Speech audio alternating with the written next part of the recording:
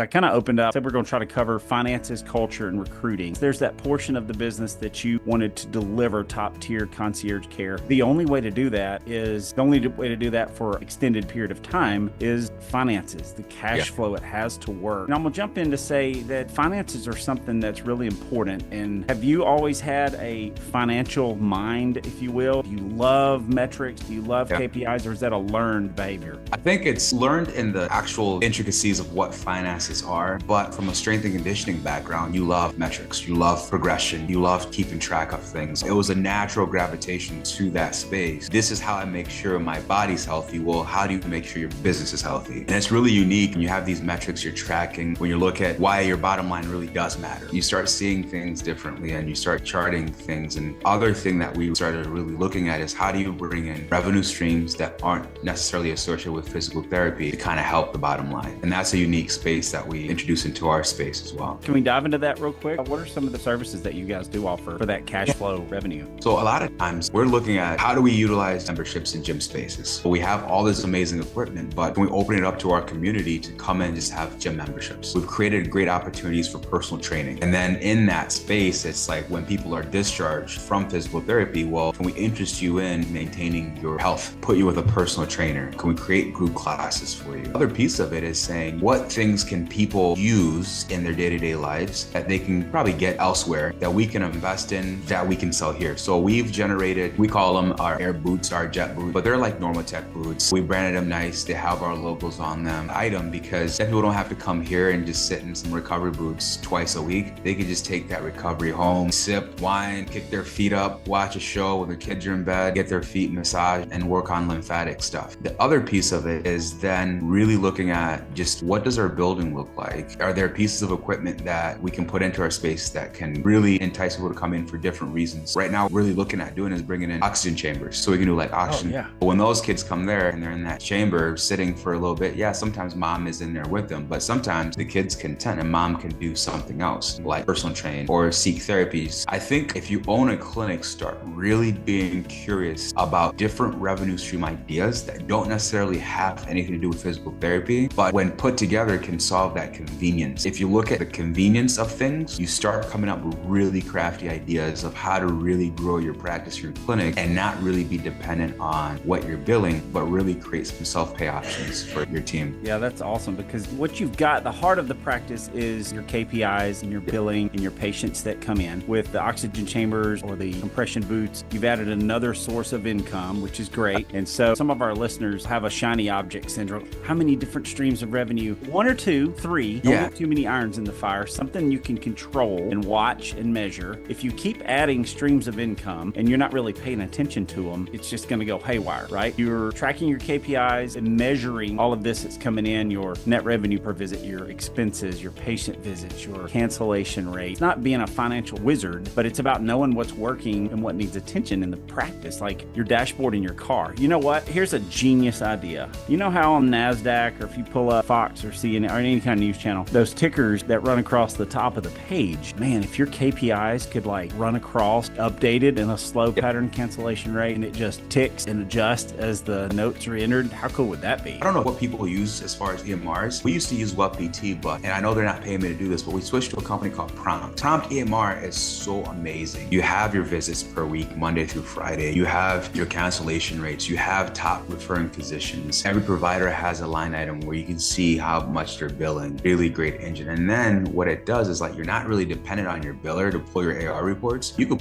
right there as they're living and growing. I mean, you can pull them for week one, quarter one. Any business-driven physical therapy owner can really dive into the data and really see where you're losing money. You can decide that, hey, at 20 visits, we're good. Above 20 visits, we're rocking and rolling. Once you start on to 18 and 16, well, you're in trouble because you're underwater by 4. Cool thing is like, how many more do you have to schedule? You don't just 20 because you're expecting some cancellations. Well, if you schedule 28 and know that based on your cancellation rate, 22 will show up, well, that's a great day. Just using the data to really inform you on your day-to-day choices, should schedule, what the workload should look like, and then what it's gonna be like by the time you finish that day or that week. Prompt is a nice, really cool way to track your KPIs. And even for us too, we do attitudes adjustments. Hey, I know you're having a rough day, but look, People are coming in and your face as a provider. So our KPI is how we arrive at work. Guys, did I sleep well? We'll do team things where we're bringing, God forbid, it's a gym too, but donuts. Everybody loves Dom's Bakery around here. But man, when their face is lighted up with a big old apple fritter, it's great. It informs their day. They feel like they're thought of and taken care of. Do things for your staff. That's a KPI. Emotional wellness and well-being is something you should keep track of how your staff is doing, because how they're doing informs how they treat your patients and the culture and all that stuff. Oh, that's so true. If they had a little smiley face on their head and it was like they're a straight line, sad face, a little happier kind of thing. How they sleep, are they exercising, how's family life? That's a great KPI to keep up with. So that's finances. You have to track what gets tracked and measured and get improved, and then extra sources of income.